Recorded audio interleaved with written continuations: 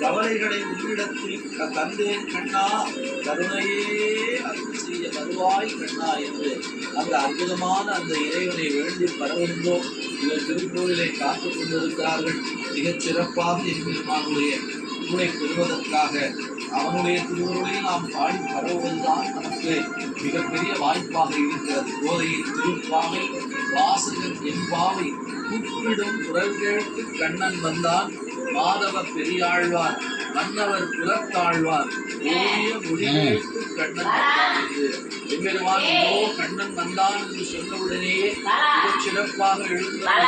இங்கே அருள்வாயா போல இங்கே திருப்பூரிலே இருக்கக்கூடிய இருக்கிறார். மிகச் சிறப்பாக சொர்க்கவாசலின் வழியாக வரக்கூடிய மிகப்பெரிய காட்சியினை நாம் கண்டுகொண்டிருக்கிறோம். எல்லா தலங்களிலும் இருக்கக்கூடிய எம்பெருமான் திரு அரங்கத்திலே தொடங்கி, திரு அல்லிக்கேணியிலே தொடங்கி, காலமடையிலே தொடங்கி, சேலத்தில்